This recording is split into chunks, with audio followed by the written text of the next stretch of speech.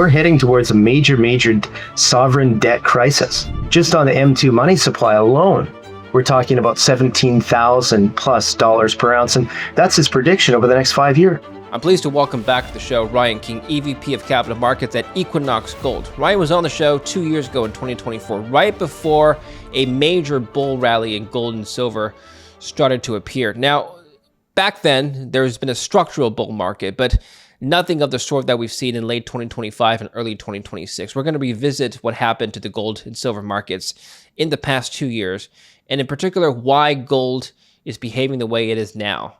Sentiment has completely dried up, and it looks like people are more bearish than ever, despite the fact that gold's still near record highs when you look at it from a 5-year perspective. Ryan, welcome back to the show. Good to see you again. Well, thank you, David. It's nice to be back, and that's an interesting time. Yeah, congrats on the deal. We'll talk about that in 2025. Calibre and Equinox merged. You were at Calibre last time I spoke with you. We're going to be talking about Equinox Gold's current operations as well as upcoming deals that investors can expect to learn more about.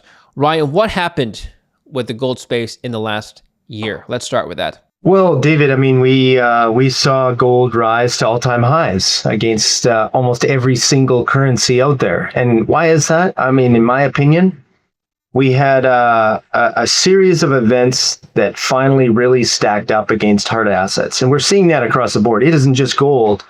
We're seeing the devaluation of fiat currencies against all hard major assets, silver, copper, real estate, you name it. And so this is really what's happened, whereas we've got ourselves into, quantitative easing has led to loose monetary policy. It has led to significant amounts of debt, largest debts we've seen in the history of the world, which is becoming more and more challenging, especially in now what we are in is an inflationary environment where central banks around the world are faced with having to raise rates, but challenged to do so because they do not want to reduce GDP outlook. They do not want to be able to, they really largely can't afford to pay higher rates for the amounts of debts that they have. So it's a very challenging environment. And therefore, given the sins of our past and the policies that have been put in place, hard assets are surging and have been surging. And now, no doubt, they've probably gotten ahead of their skis and gone too far, too fast. But, structurally, we are very much intact. I mean, I use the example through the 1970s. Through the 1970s, this scenario that is playing out today happened then when gold rose to about $180 an ounce during difficult times, policy uncertainty, oil embargo, Iran revolution. So here we are today in a similar situation. Now, back then, gold pulled back from 180 to about 110 to $120 an ounce. And then because of inflationary pressures, the oil embargo and things happening geopolitically, gold rose to $850 an ounce. So I don't really know exactly where we are in this cycle when we look at it as a comparable to that period. But gold rose up to $5,600 an ounce. We're now seeing it correct back to $4,000 an ounce.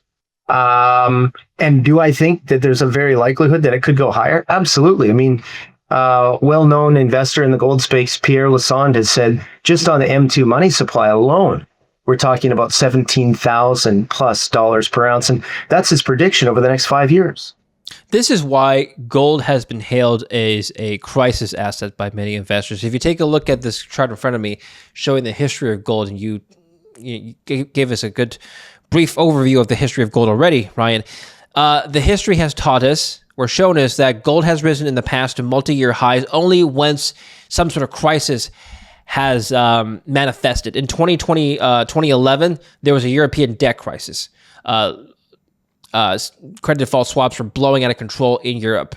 Now, in early 1980, in the late 70s, there was a major inflation crisis in the U.S. Coming from the second OPEC crisis. Now, in 2020, oil rose to a then all-time high following COVID and a global lockdown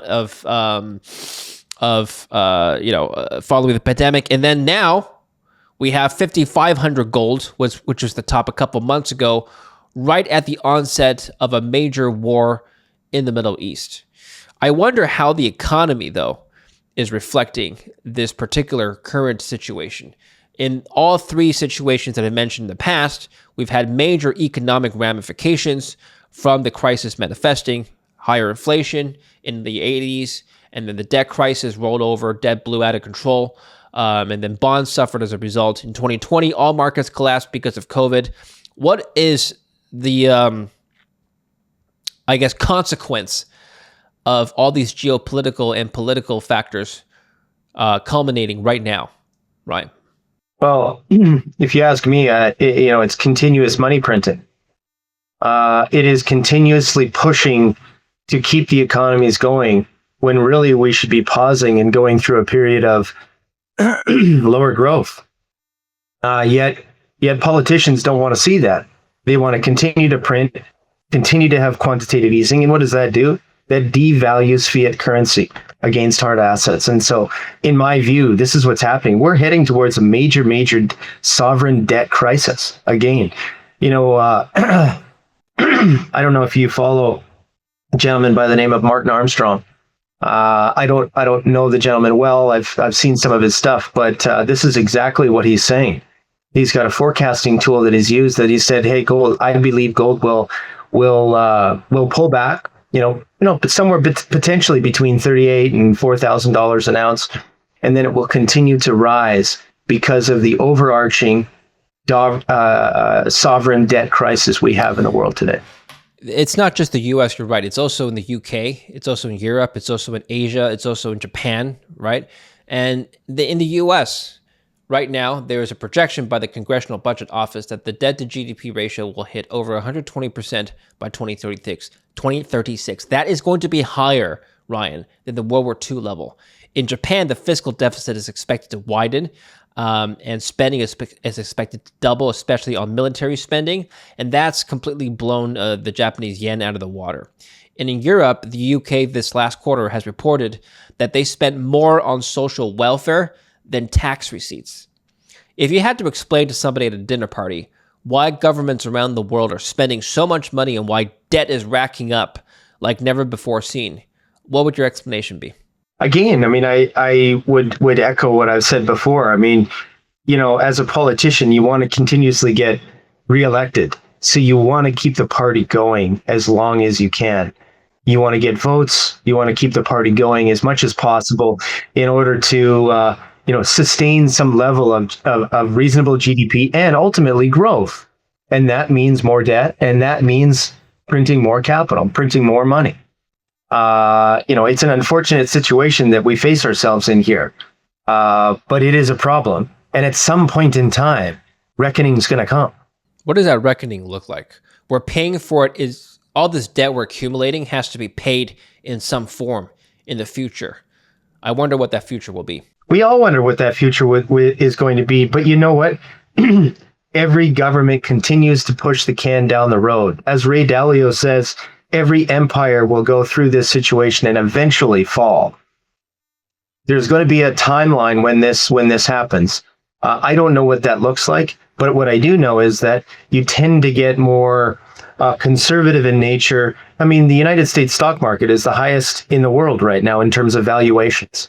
Financial planners are looking at all different regions around the world to allocate capital and fearful, but you don't want to miss out on the continued run. We're in this unbelievable, what we would say is an AI stock market bubble, and they continue to go higher. So, what does that look like in the future? Could we be looking at another 1999 or 2000 major .com crash?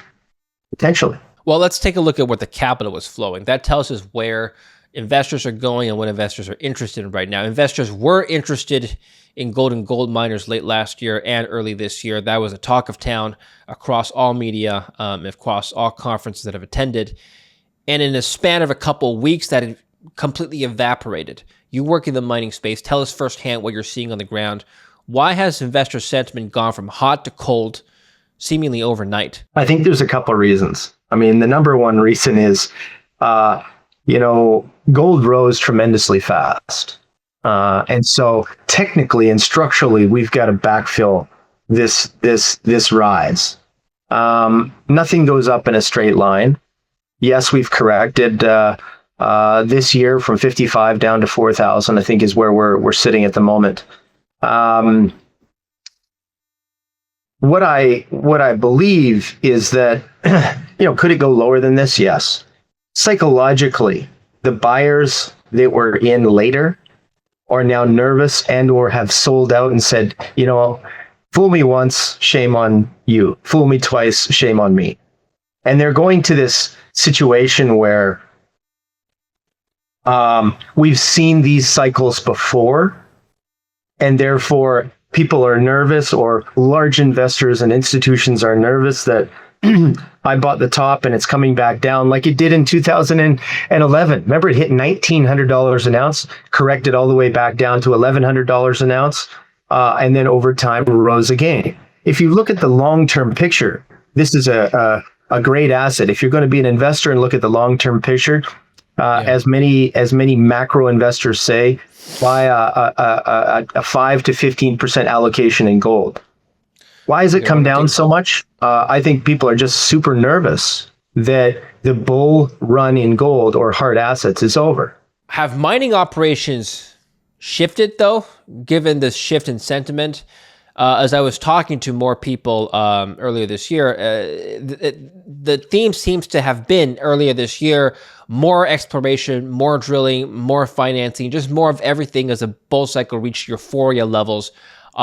Now, it's really hard to reverse some of this, but as investor sentiment turns its back to the mining sector, I wonder how the mining sector is responding currently. Well, I can't talk about the whole sector, but I can talk about our business. I'm going to give you a bit of an example here.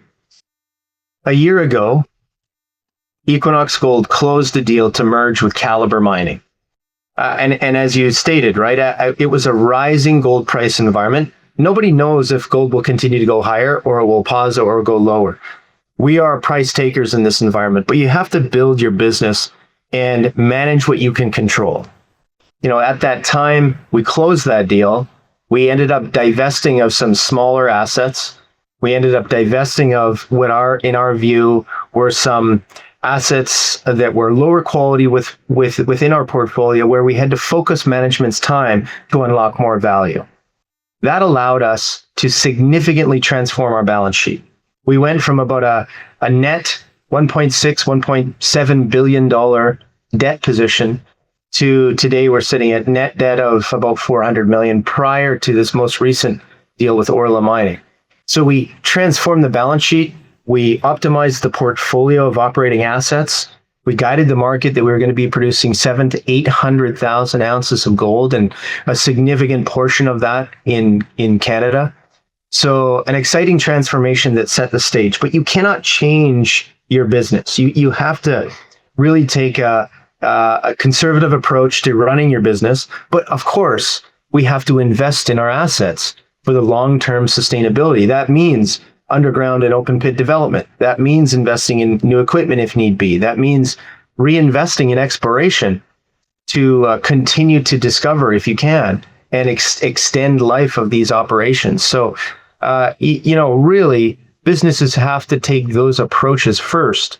And of course, we have to factor in the gold price. We've got to factor in input costs and all-in sustaining costs to produce ounces of gold. But the margins these days, and for the last several years, have been very, very good for the miners. When miners such as Equinox look for acquisition partners, do they look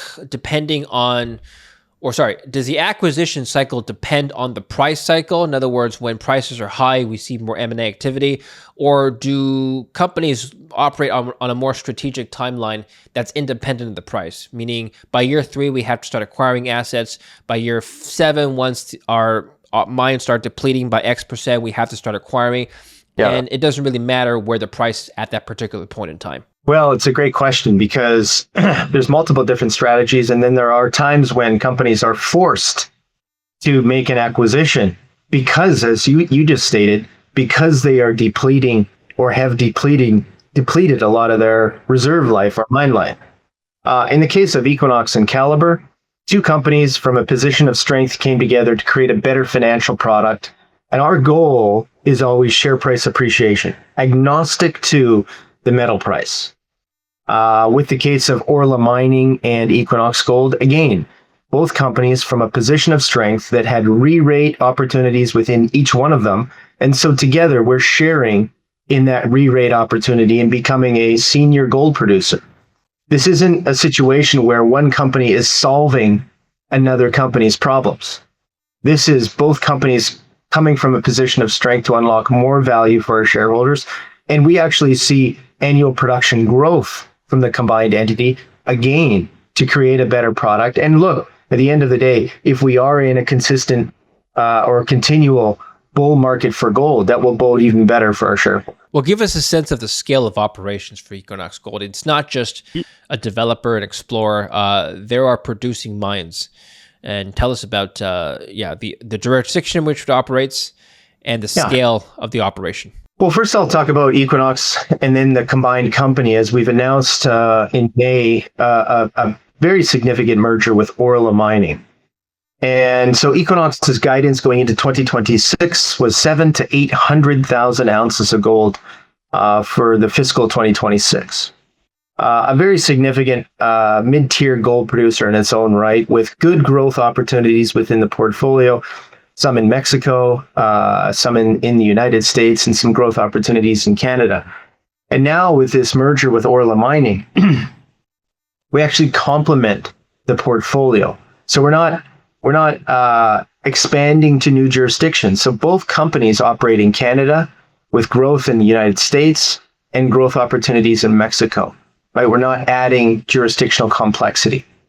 And between the two companies, the midpoint of guidance will be 1.1 million ounces a year if you annualized combined companies' pro forma production guidance. So a very exciting opportunity to become north of 1 million ounce a year gold producer, which really does start to put us in that intermediate to senior category, which typically, based on the level of execution and based on the track record and based on where you're operating, can get premium valuations for your equity, especially with this combined portfolio. We will be 70 to 75% of our NAV from Canada and the United States. Safe jurisdictions, tier one jurisdictions, and significant institutional investors look for that kind of opportunities. Now, it's not just about the jurisdiction, but that creates a great opportunity. It is about the team. It is about the execution and setting the right expectations to deliver into. And I think combined, this company has a great management team. Darren Hall will be the CEO, current CEO of Equinox. Jason Simpson, president and CEO of Orla Mining, will come over as president. So we will combine strengths to help de-risk our portfolio, de-risk the delivery of the operations. And fortunately, the company is now being chaired by, upon approval of the deal, being chaired by a very seasoned veteran, Chuck Jeunesse. Chuck was the CEO of, at the time, the most valuable and largest gold mining company in the world, Goldcorp, through the last cycle. So he'll be bringing a tremendous amount of expertise and experience to this team. We're all very much looking forward to the combined pro forma company and very excited about the growth opportunities that sit in front of us.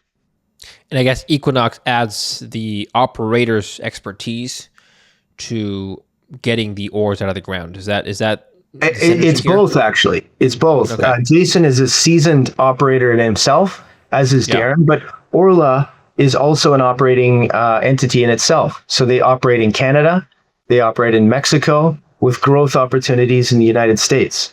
So between their assets and ours, the midpoint of the combined pro forma would be 1.1 million ounces a year. So they'll be bringing operations, they'll be bringing growth, and that same team and culture that we believe will help unlock more value. So the operational experience of the team is very important, but what about investor backing? Tell us about some of the major shareholders behind both Equinox and Orla, but Equinox first.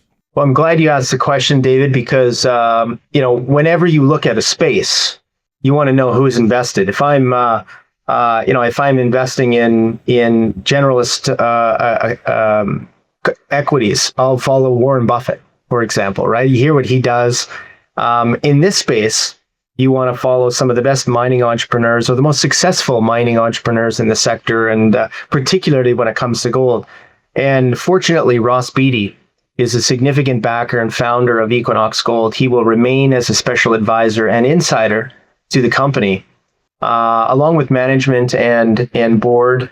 But in addition to that, you've got another legend in the space, Pierre Lassonde, that has created significant wealth, one of the founders of Franco-Nevada, as well as Newmont. So a gentleman that has created a lot of value for investors in the gold space, and Prem Watsa from Fairfax. So combined, these mining entrepreneurs that have created wealth for shareholders in this sector, in this commodity, are approximately 11% of the pro forma company. Well, I know Pierre was the founder of Orla. Is that correct? Correct, yes. How is his role going to change as founder and principal shareholder of Orla going into Equinox Gold after being acquired?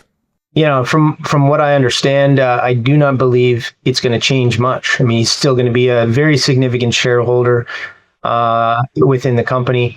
And what's important is Pierre has been very vocal about this opportunity. He's been in the Globe and Mail and a number of other well-known publications regarding this opportunity and creating what he would call a baby Agnico Eagle because of the significant amount of gold production coming out of Canada. Different miners have different strategies here, Ryan. Some people like to consolidate all their assets and resources in one region, while others, like yourself, are spread out across North America and the continent.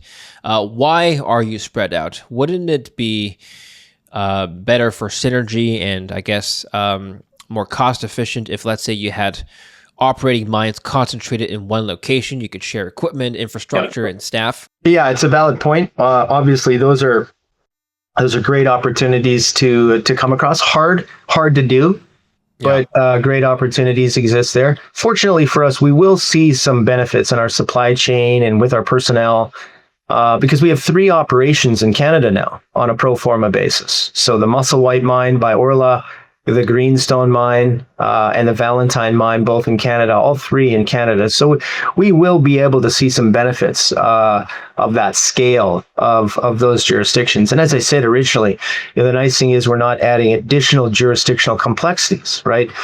They're operating in Mexico, and we will be operating in Mexico with growth opportunities there. So again, the United States and in Canada. So we're not adding new jurisdictions beyond where we're collectively operating. But what are the strategic benefits of spreading out across Canada and the US and Mexico? It's like a diversified portfolio. You like to have diversification in your financial portfolio. We like to have diversification in our portfolio that is gold focused, but you're operating in different jurisdictions at different assets. Diversification is the key. Our investors look at a consolidated portfolio to deliver that 1.1 million ounces of gold from different regions, from different assets. From time to time, there could be challenges at one operation or within one jurisdiction vis-a-vis royalties or government taxes or different social issues that can arise at different businesses. So it's nice to have that diversified portfolio to help deliver a consolidated result. Given the downturn in sentiment right now, I'm not talking about the downturn in the market overall. The price has corrected and the sentiment has waned somewhat from euphoria levels. What is the priority for Equinox? I know we've talked about Orla, and that's probably going to be keeping you busy. But just thinking 5 years ahead now, what major milestones are you looking at? Well, there's a number of key opportunities with this business now. I mean, as I stated, the combined midpoint of our guidance would be a little over 1 million ounces a year. Fortunately, both companies bring growth. We are both working through permitting tracks and opportunities there to unlock value for our collective shareholders. And if we look out over the next 5 years, we have a 70% annual production growth rate in front of us with new assets. Yes, of course, that will require capital. So it's a disciplined approach to operations to generate cash flow, a disciplined approach to capital allocation on new projects. So there's a significant number of milestones coming up in the second half of 26 with regards to permits, with regards to integration, And then out of all of that, the number one thing investors want to see is reliability, delivering into expectations. That's critical for getting comfort, getting peace of mind for an investment product like Equinox Gold. And I believe, given the leadership here, this company will be able to deliver that. But that's going to be a critical path moving forward. It's not only delivering our operations as expected, but on time and on budget with growth opportunities and annual production growth that we will see over the next 5 years. If an investor believes that the gold downturn doesn't have any room for recovery yet, what would be your pitch for getting them into the gold mining space right now, looking at a high beta investment relative to gold? Yeah, great question. I think everybody's got a different approach to their portfolios. I'm never one to push anybody in one particular region, but it's always good to have a diversified portfolio. I mean, if I'm an investor looking at the space, I'd want a basket of gold stocks or, get into some type of an ETF. But in particular with Equinox, what's attractive here is that since we've announced this deal with Orla Mining, and as you just said, since the downturn, we're down over 30%, maybe 35% since our top. We trade at a massive discount to our peer group. Right now, we're trading at about 0.5 times NAV, where the peers are trading somewhere between 7 and 8 times NAV. So always, when you announce these big deals, it's change. And change brings question marks and uncertainty. Change brings bigger shareholders selling out and watching the position to see what happens, or watching the transformation to see what happens, and then looking at another entry point maybe down the road. This is typically what happens. So I just believe it presents a compelling valuation opportunity. I believe it presents a compelling opportunity from the leadership that will be leading this business. And again, if your view is that over time we will probably see higher gold prices because of devaluation of currencies, which has happened over the last 30 plus years now, then I think you're probably wanting to look at this space. I'm not saying this will happen. I'm just curious as to understanding what happened in the last, if you want to call it a bear cycle. So gold peaked in 2011 and then came back down in 2012, after which it saw a multi-year consolidation period from 2012 all the way to 2019 before going back up to $2,000 an ounce. During that time, what was the major impetus for mining companies to make more deals, do more acquisitions, do more drilling, and move forward here when the gold price was literally flat for 9 years? Well, I'll give you an example. I mean, during that period of time, Caliber Mining acquired some assets in Central America. Yeah. I remember that very, very well. That was 2018, 2019. We actively went out, pursued these opportunities because we saw opportunities with the assets, but also the environment was so depressed that it made for a challenge. But if the commodity rose again, it was an attractive investment opportunity. And so, we're faced with a correction underway today, and it could correct further, and it could correct for longer. Looking at the chart, this is a cyclical asset. But given the global situation today with geopolitical environment, sovereign debt crisis, valuation of currencies, I think cycles are shortening myself. This is my own personal view, but I think cycles are shortening. That then therefore leads to potential revaluation of these hard assets. And it's not just gold. It's not just gold. It's you're seeing it in copper, you're seeing it in silver, you're seeing it in many of these hard assets that are difficult to come by. Finally, would you be interested in acquiring assets at current prices, or would you wait for the price of gold to come down a little bit more? Or does it not matter for a company of Equinox's size? Really, you have to look at the quality of the asset and where the asset is located and what that valuation of the asset is at. So I think not. It doesn't. It's not particularly important when whatever the price of gold is trading at. It really comes down to what our due diligence shows us on the quality of the asset. But if you had to acquire an asset, let's say you find something that is of high quality and you want to close out a deal in the next 6 months or so, and you and your team are doing an assessment of the valuation of the company, what would an appropriate assumption be for the price of gold in a net asset value model? Yeah. Well, in every situation, you have to be taking a conservative approach and look at a much lower gold price environment. I think somewhere between $2,200 and $2,500 an ounce is where you want to be, and see if that can demonstrate a solid positive return on invested capital. That's going to be critically important. If it does those things within a reasonable jurisdiction, then absolutely, that's something that you need to discount it down to.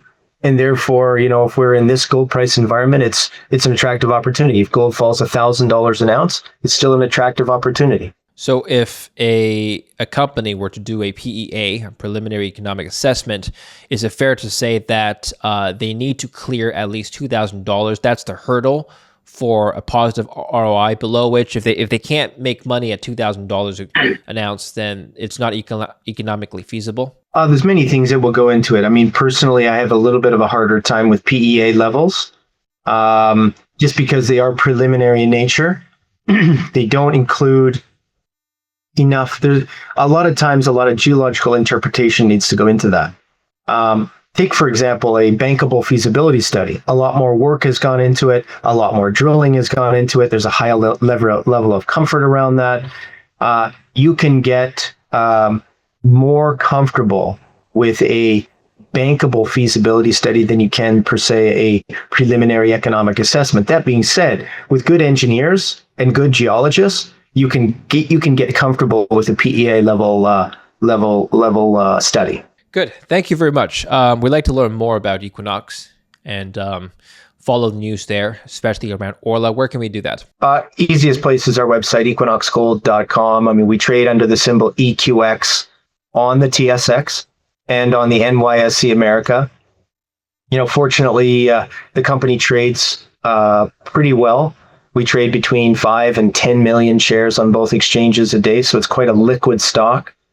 I just stay tuned for further updates, as there will be regular news releases and updates on the company throughout the rest of the year and going forward. Most investors buy juniors with the hope that their investment will get taken out.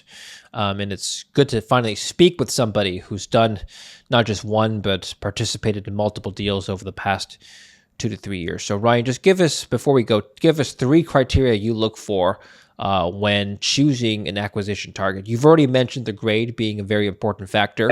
What else do you look at? Give us top 3. Top 3. Number 1, jurisdiction. If you can be picky, we be picky. Picky about where you're going to operate. And I think that's just critically important. Number 2, you have to look at the economics of the deposit, of course. So grade is important. But if you have good grade, but you have a huge stripping ratio to get at that ore, it could be very challenging economically. And number 3, I would say probably more than, well, no, I think top 1 is jurisdiction. Number 2, economics. And number 3 would be, is there potential to grow beyond what you know? Right? Every investor wants something to grow beyond what currently exists. I mean, Equinox will spend over $100 million a year on exploration, discovering new zones and expanding resources for the sustainability and longevity of the assets. So can it grow? Where is it located in the economics that it can contribute at lower gold prices? Okay, we'll keep that in mind. Thanks so much, Ryan. Appreciate seeing you again. Thank you for coming back on the show. Thank you, David. Thank you. And don't forget to follow Equinox Gold in the links down below. And we'll speak with Brian again soon for further updates in the company. Take care for now.